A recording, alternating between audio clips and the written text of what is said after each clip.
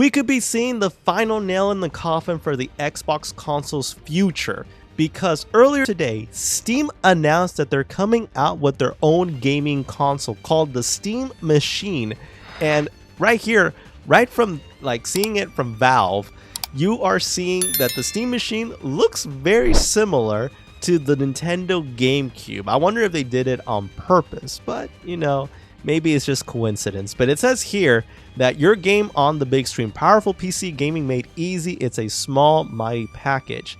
And it basically says your Steam library in more places. With over 6 times the horsepower of a Steam Deck, Steam Machine has the power to play your whole Steam library, including your favorite AAA titles. Just sign in with your Steam account and your entire library is there. Yes, that is an awesome thing, but I go again to what does it mean that you're just going to be streaming your games? Because technically, when you are buying a game from Steam, technically you do not own that game. You actually are sort of renting the rights of the game, but you don't own the game. So anytime they want to pull the game away, then you are fresh out of luck. But let's continue and see what they are selling. So it says the core features that define the Steam Machine. So one of the first thing it says that the Steam OS, it's an OS optimized for gaming with fast suspended resume and cloud saves, and that's just the start. Small form factor, put it under your TV, set it on your desk, hide it under the banana. It's a powerful PC gaming package into a roughly 6-inch cube. It's cool and quiet, I/O for days. And then we see the CPU and GPU 4K gaming for 60 FPS. So not too bad. The storage is available in 2 sizes. One is the 512 gigabytes and the other is the 2 terabyte. Both come with expandable storage via micro SD, which is actually good. So you can actually extend the storage. Why not? And then the connectivity is 2.2 with Wi-Fi 6E plus Bluetooth with an indicated antenna. And then you have Steam controller's wireless adapter built right into the Steam Machine, direct pairing. And then the power, no giant brick. Steam Machine power supply is built right in. And right now you're kind of seeing how they are customizing like the front cover of the Steam Machine. So I guess pretty much in the future there's going to be a lot of ways to customize it or even have your own customization of this. So it's not too bad. And then it says here there's an LED strip, y'all. So keep tabs on the systems like downloading progress, even when your screen is off. Customize with different colors and animations, or just turn it off. And you're seeing like how it's being powered by the PC, and it tells you optimized for gaming, runs Steam OS, and then Steam Machine verified, and it's a PC. Yes, Steam Machine is optimized for gaming, but it's still a PC, so install your own apps or even another operating system. Who are we to tell you how to use your computer? Which is actually good. It's a cool selling point that we are seeing that if this is priced the right way, marketed the right way, you don't have to customize a PC anymore. Like now you can actually just buy this little box, buy a couple of monitors, and there you go. You have your PC. That's run by Steam. And then the Steam Machine plays well with whatever Steam it is. So it says made for Steam controller, great for streaming, and powered by Steam, optimized for gaming in any form. So you can use the Steam Deck, the Steam controller, the same Steam Machine, and also the Steam frame.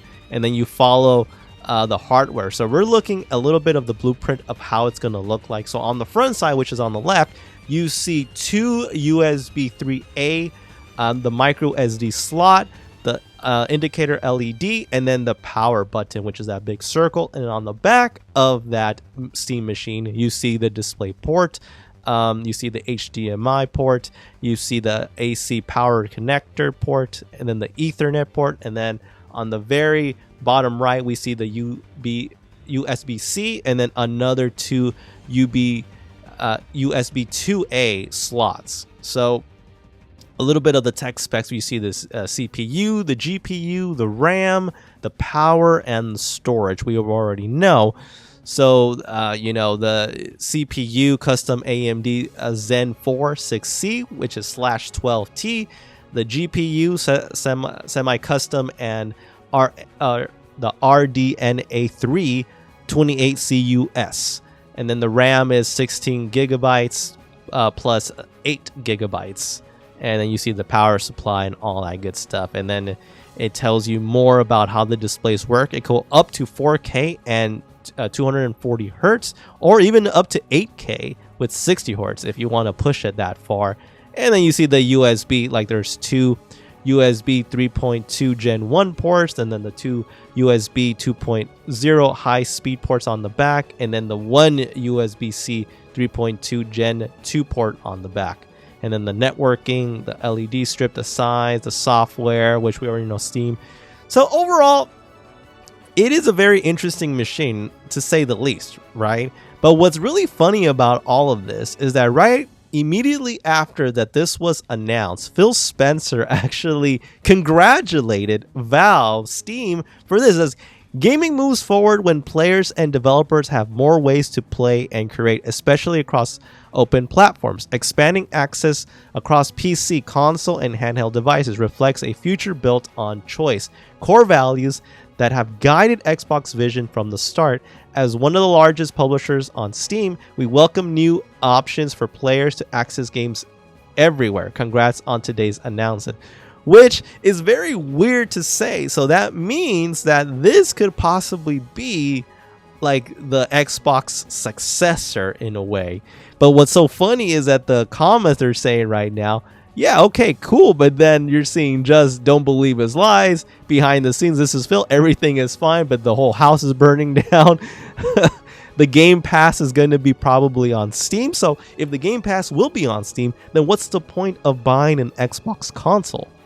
So what's funny is that like a person says, Xbox had first-party studios, cloud infrastructure, Windows integration, infinite Microsoft money. Valve had a Gabe Newell not answering emails, and Valve still built a better PC gaming ecosystem because you tried to extract value instead of creating it. Competition is good. You should try it sometime. Wow. Yeah. The comments are just hilarious.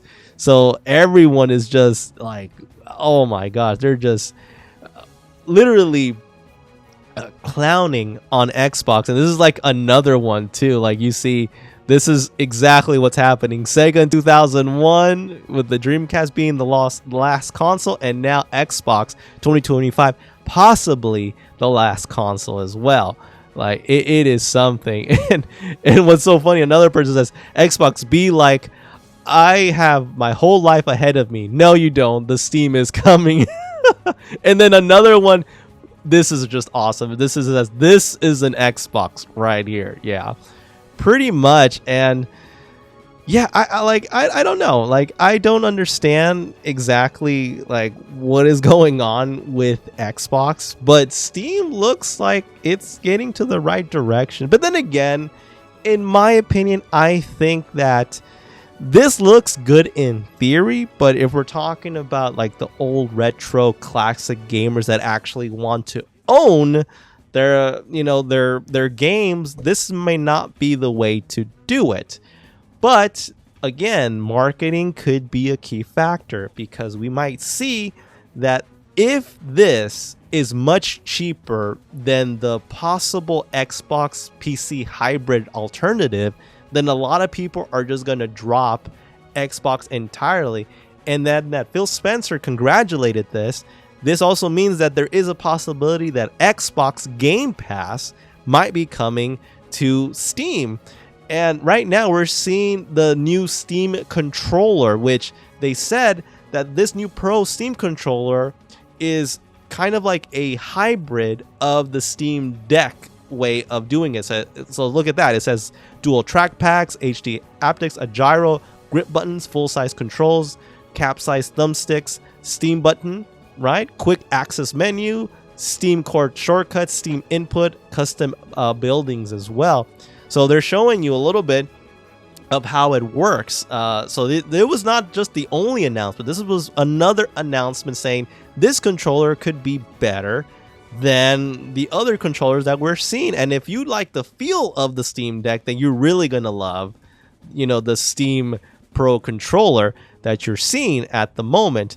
So it has 35 hours of battery life. And what's cool is that if you do buy the Steam machine, it does have a puck in which you can connect, and you can sync up to 4 controllers on a single device. And you can even play it on your current Steam Deck if you own it yourself. So you're seeing just examples of how this controller could revolutionize how everything is going. So we already have that. So now there's the Steam machine. So this is the thing that everyone is talking about right now. What's so funny is that someone actually called this like the wannabe GameCube streaming device, because it does look like a freaking GameCube with except there you can't own any games, like no physical games. Everything is streaming. And I already told you, like, streaming game for me, that is like a deal breaker. That's something that just doesn't interest me. And I know the new generation loves to stream games, but for me, it's not a no-go right there. So it kind of tells you like a little bit of like the Steam OS, fast-paced resume, desktop mode, seamless updates, notifications, Steam input, and then you have the SD card slot, the Steam store, cloud saves, friends list, Steam chat, remote play, all of that good stuff right there. And it's basically a little mini PC that you actually have a chance to play. But overall, in me, like, yeah, if this is like really cheap, not in like $1,000 range, then this could be a very good PC alternative, especially for those that don't have a gaming PC. Because nowadays a gaming PC is getting more and more expensive because of the freaking tariffs.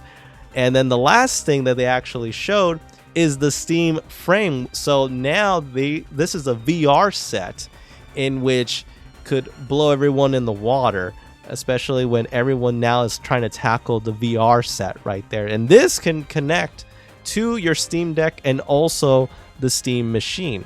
Some examples right there of how everything works. And I haven't played any VR lately, but just for the fact that this actually exists, and then you can connect it to your laptop, so like your PC games and stuff, that is actually pretty cool. And it kind of gives you some guidelines. So fast suspended resume, desktop mode, seamless updates, and there's an SD card slot right there, Steam input, notifications, all that cool stuff.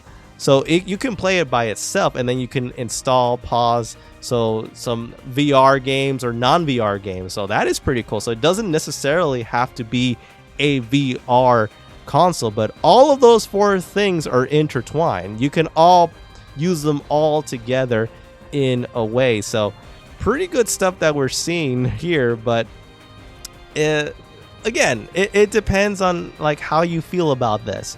And for me, you see the Steam controller you just might as well call it a Steam Pro controller right there, because it looks pretty good. And then we see the puck, and we see all that cool stuff, and all of the accessories built by Steam.